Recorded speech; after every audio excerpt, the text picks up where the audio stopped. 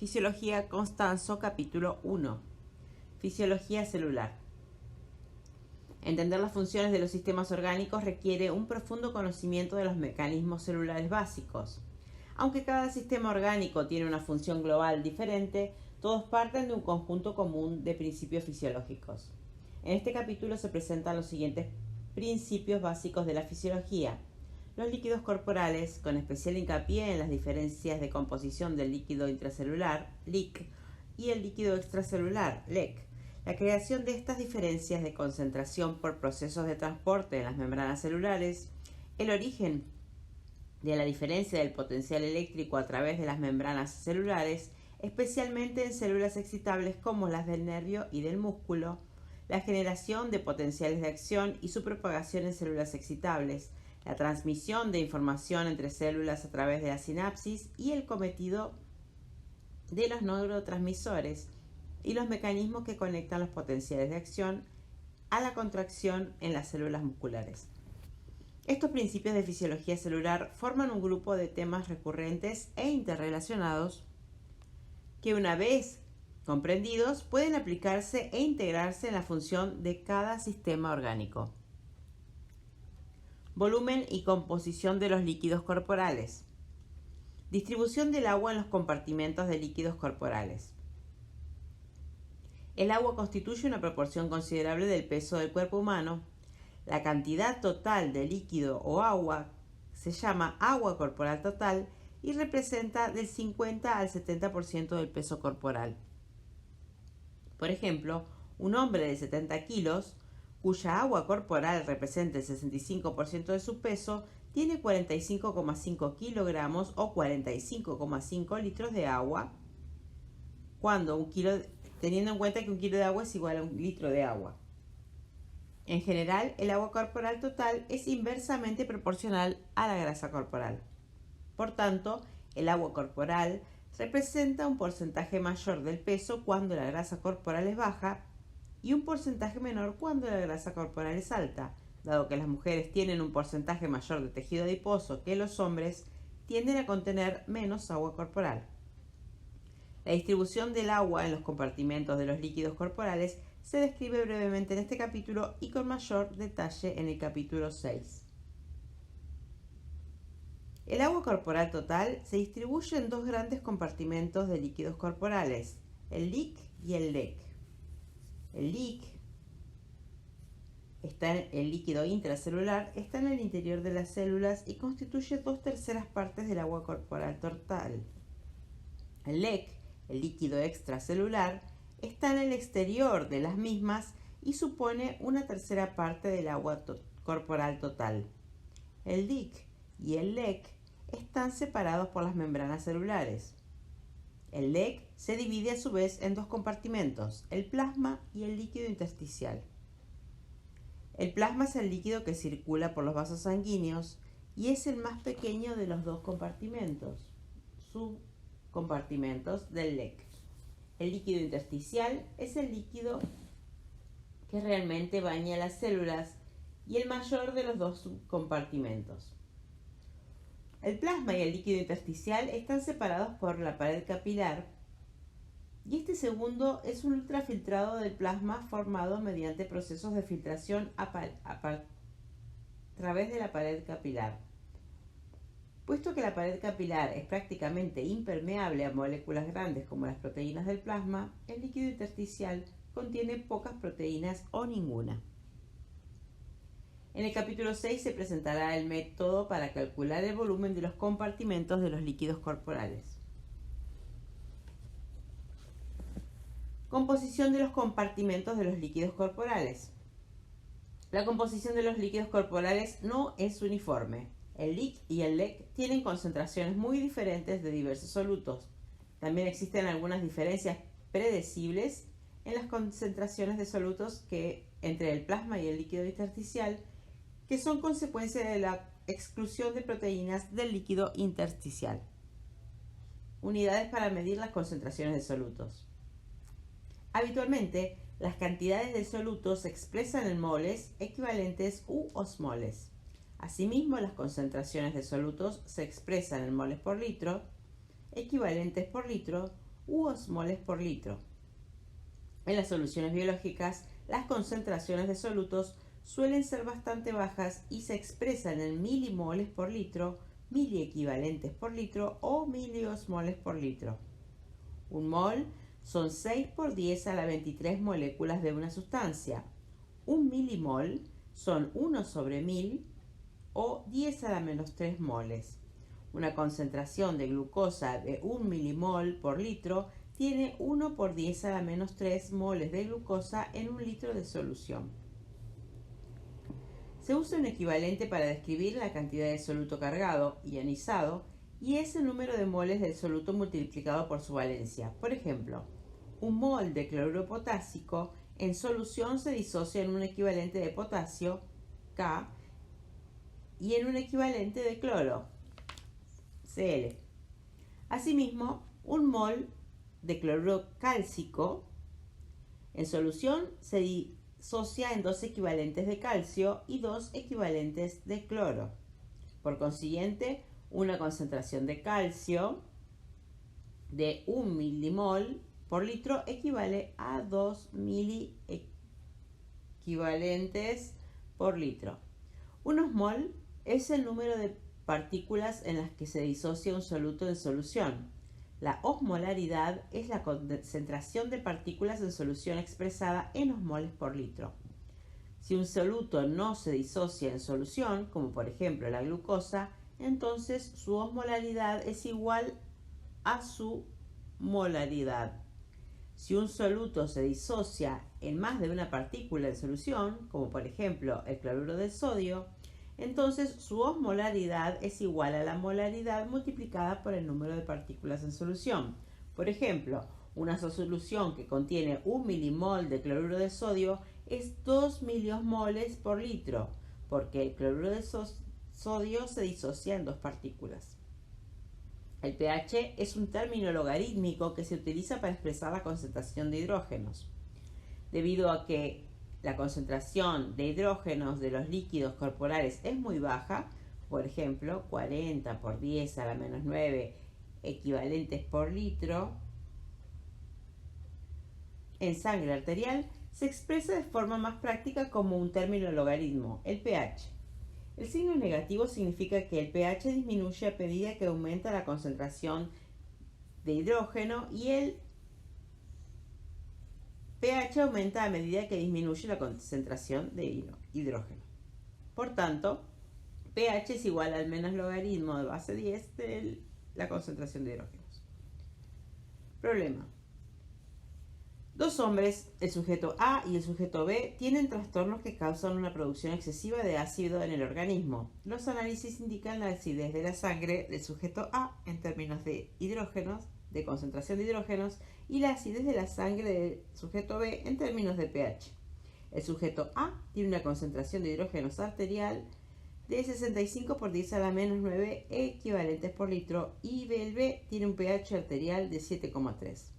¿Cuál de ellos tiene la mayor concentración de hidrógenos en la sangre? Solución. Para comparar la acidez de la sangre de cada sujeto, convierta la concentración de hidrógeno del sujeto A pH de la sangre de la siguiente forma. Si el pH es igual al menos logaritmo de base 10 de la concentración de hidrógenos, el pH es igual al menos logaritmo de base 10 de 65 por 10 a la menos 9 equivalentes por litro. Es igual al menos logaritmo de base 10 de 65 por 10.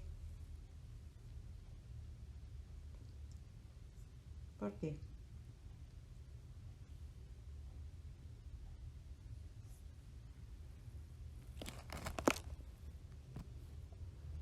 Ahora voy a hacer la cuenta, pero bueno, el pH del sujeto A es igual a 7,19. Por tanto, el sujeto A tiene un pH sanguíneo de 7,19 calculado a partir de la concentración de hidrógenos y el B de 7,3. El sujeto A tiene un pH sanguíneo más bajo, lo que refleja una mayor concentración de hidrógenos y un estado más ácido. Electroneutralidad de los compartimentos de líquidos corporales. Cada compartimento de líquidos corporales debe obedecer al principio de electroneutralidad macroscópica, es decir, cada compartimento debe tener la misma concentración de miliequivalentes por litro de cargas positivas, cationes, y de cargas negativas o aniones. No puede haber más cationes que aniones y viceversa. Incluso cuando existe una diferencia de potencial a través de la membrana celular, el equilibrio de las cargas aún se mantiene en las soluciones globales, macroscópicas.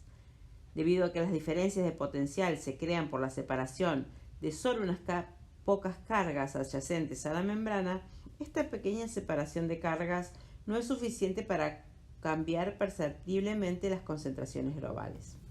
Problema. Una muestra de un líquido biológico tiene las siguientes concentraciones de iones, expresadas en miliequivalentes por litros.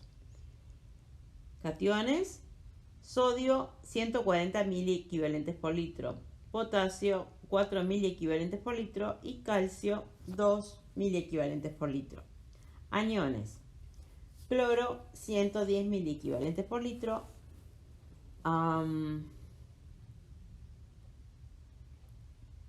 no me acuerdo cómo se dice esto.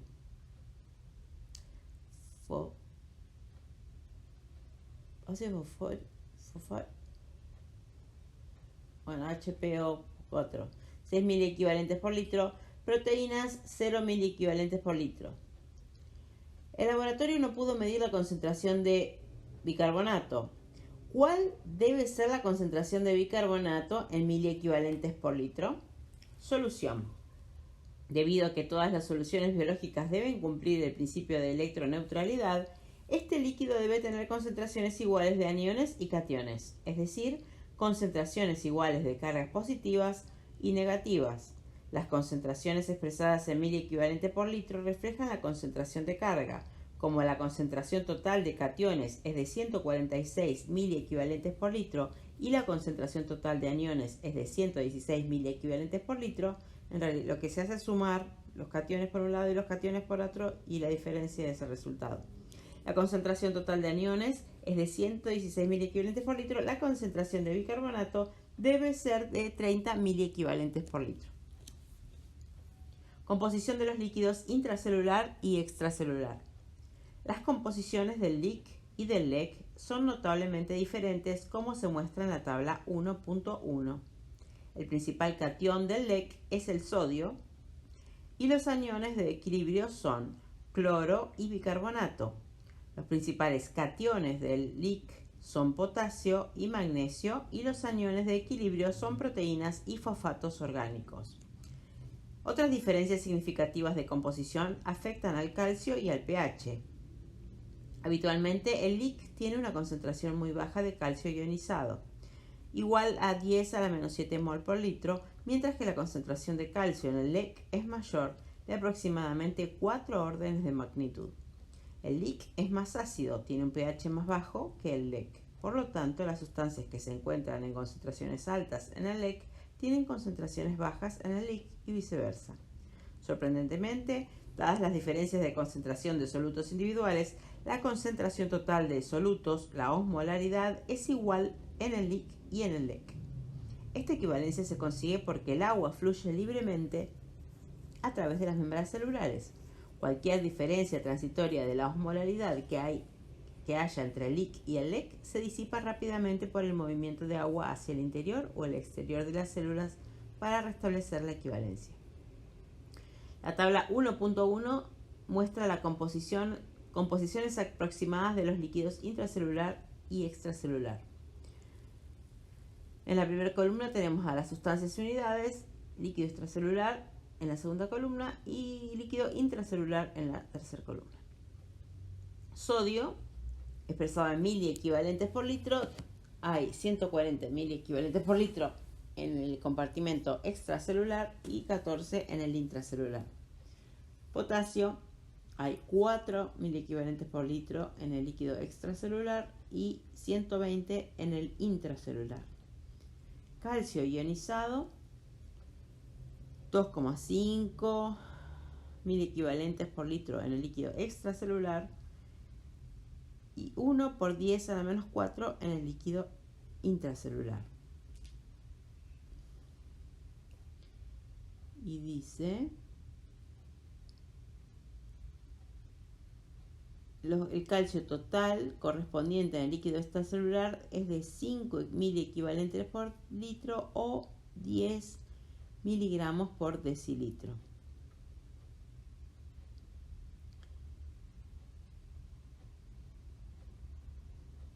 Los principales aniones del líquido intracelular son proteínas y fosfatos orgánicos.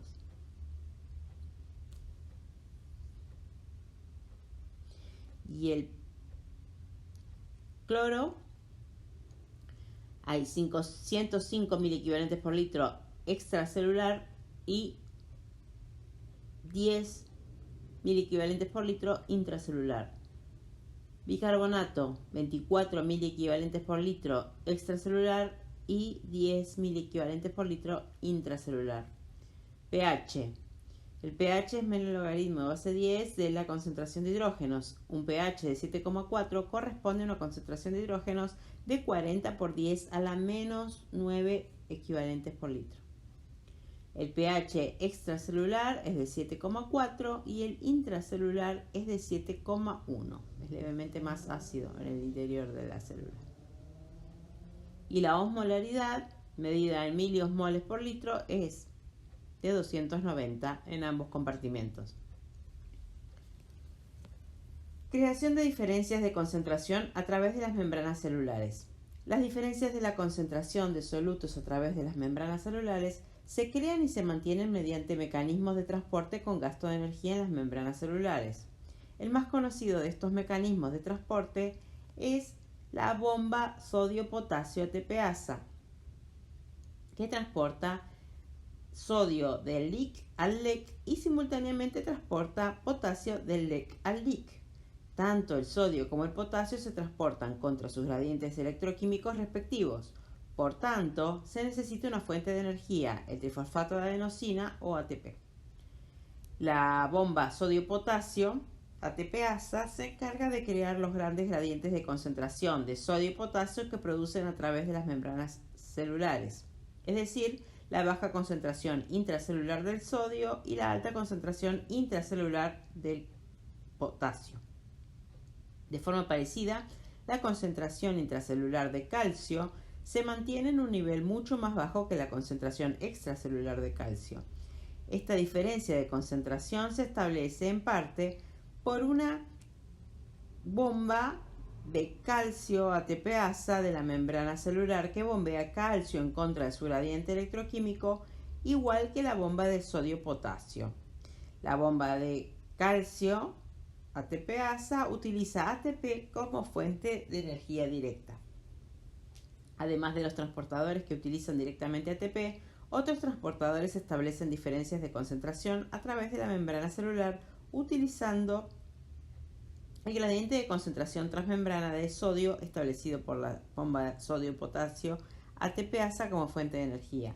Estos transportadores crean gradientes de concentración para glucosa, aminoácidos, calcio e hidrógeno sin la utilización directa de ATP, es decir, es transporte activo secundario. Sí. Creo que sí. Ay, me agarró la duda. Wait. Sí, está bien. Está claro que las membranas celulares disponen de maquinarias para crear grandes gradientes de concentración. Sin embargo, si las membranas celulares fueran libremente permeables a todos los solutos, estos gradientes se disiparían rápidamente. Por tanto, es muy importante que las membranas celulares no sean libremente permeables a todas las sustancias, sino que más bien tengan permeabilidades selectivas que mantengan los gradientes de concentración establecidos por los procesos de transporte con consumo de energía. Directa o indirectamente, las diferencias de composición entre el LIC y el LEC se encuentran en cada función fisiológica importante, como ilustran los siguientes ejemplos. 1. El potencial de membrana en reposo del nervio y el músculo dependen fundamentalmente de la diferencia en concentraciones de potasio a través de la membrana celular. 2. El aumento del potencial de acción de estas células excitables depende de las diferencias de concentraciones de sodio a través de la membrana celular. 3. El acoplamiento, excitación, contracción en las células musculares depende de las diferencias de las concentraciones de calcio a través de la membrana celular y la membrana del retículo sarcoplasmático. Y 4. La absorción de nutrientes esenciales depende del gradiente de concentración transmembrana de sodio, por ejemplo, la absorción de glucosa en el intestino delgado o reabsorción de glucosa en el túbulo renal proximal. Diferencias de concentración entre plasma y líquido intersticial. Como se ha explicado antes, el LEC consta de dos subcompartimentos, el líquido intersticial y el plasma. La diferencia más importante es la composición de estos dos componentes. En la composición de estos dos componentes es la presencia de proteínas, por ejemplo la albúmina, en el compartimento del plasma. Las proteínas plasmáticas no cruzan con facilidad las paredes capilares por su gran tamaño molecular y por lo tanto no se encuentran en el líquido intersticial, ya que es un ultrafiltrado. La exclusión de proteínas del líquido intersticial tiene consecuencias secundarias. Las proteínas plasmáticas están cargadas negativamente y esta carga negativa provoca una redistribución de pequeños cationes y aniones que penetran a través de la pared capilar, llamado equilibrio de Gibbs-Donan. La redistribución puede explicarse de la siguiente forma. El compartimento plasmático contiene las proteínas no permeantes, la carga negativa.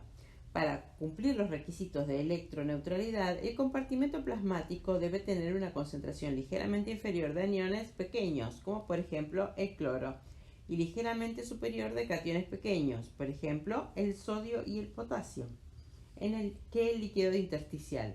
La pequeña diferencia de concentración de los iones que pueden atravesar la membrana se expresa en el cociente de Gibbs-Donan, que proporciona la concentración del plasma frente al líquido intersticial para los aniones y el líquido intersticial frente al plasma para los cationes. Por ejemplo, la concentración de cloro en el plasma es ligeramente menor que la concentración de cloro en el líquido intersticial, por el efecto de las proteínas plasmáticas que no pueden atravesar la membrana. El cociente de Gibbs-Donan del cloro es de 0,95, lo que significa que el cociente entre cloro del plasma y el cloro del líquido intersticial es igual a 0,95. Para el sodio, el cociente de Gibbs-Donan también es de 0,95, pero al tener una carga positiva, el sodio se orienta en sentido contrario y el cociente entre sodio del líquido intersticial sobre el sodio del plasma es igual a 0,95.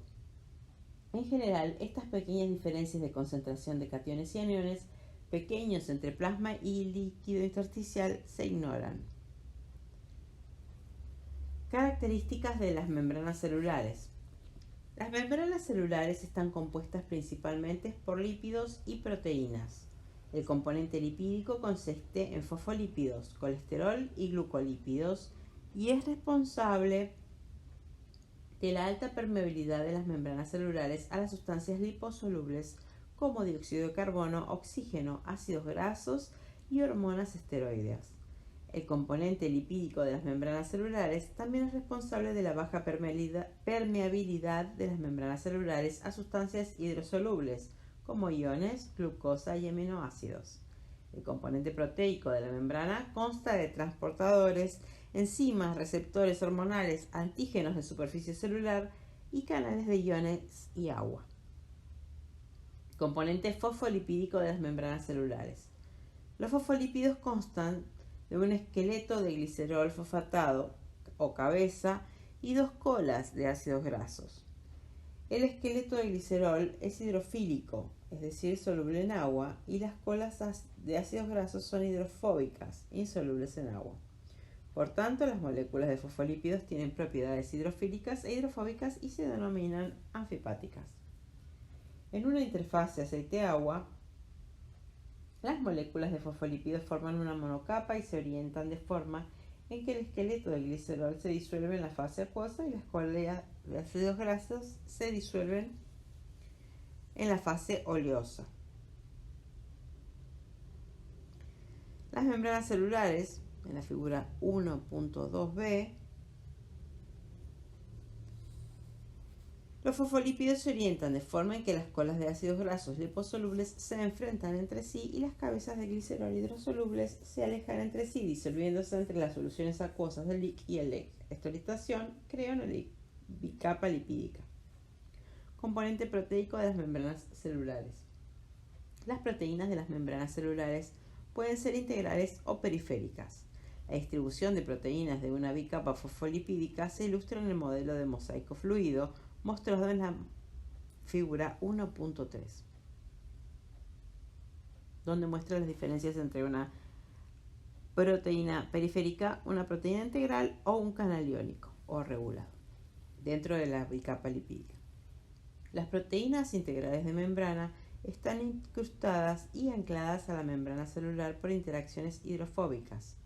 Entre las proteínas integrales de membrana se encuentran receptores, moléculas de adhesión, proteínas implicadas en el movimiento transmembrana de solutos y agua, enzimas y proteínas implicadas en la señalización celular. Para eliminar una proteína integral de membrana celular deben romperse sus inserciones en la bicapa lipídica, como por ejemplo por la acción de detergentes. Algunas proteínas integrales son proteínas transmembrana, lo que significa que atraviesan la bicapa lipídica una o más veces. Por tanto, las proteínas transmembrana están en contacto con el LIC y el LEC. Ejemplos de proteínas integrales transmembrana son receptores activados por ligando, por ejemplo, para hormonas y neurotransmisores, proteínas de transporte, por ejemplo, para la bomba sodio-potasio ATPasa, poros y canales iónicos que permiten el paso de agua e iones, respectivamente, moléculas de adhesión celular y proteínas de unión a trifosfato de guanosina, GTP o proteína G. Una segunda categoría de proteínas integrales están integradas en la bicapa lipídica de la membrana, pero no la atraviesan. En una tercera categoría, las de proteínas integrales no están incrustadas en la bicapa lipídica, sino que están unidas covalentemente a un componente lipídico de la membrana. Las proteínas periféricas de membrana no están incrustadas en la membrana y no están unidas covalentemente a componentes de la membrana celular. Están unidas laxamente al lado intracelular o extracelular de la membrana por interacciones iónicas, como por ejemplo con grupos de cabeza fosfolipídica por la adhesión al lado extra o intracelular de proteínas integrales de membrana. Las proteínas periféricas de membrana pueden eliminarse con tratamientos suaves que rompen enlaces iónicos o de hidrógeno. Un ejemplo de proteína periférica de membrana es la anquirina, que ancla el citoesqueleto de los eritrocitos a una proteína integral de transporte de membrana, el intercambiador clorobicarbonato, también llamada proteína de la banda 3. En este ejemplo, la anquirina, una proteína periférica de membrana, ancla una red de espectrina actina a una proteína integral de la membrana del eritrocito.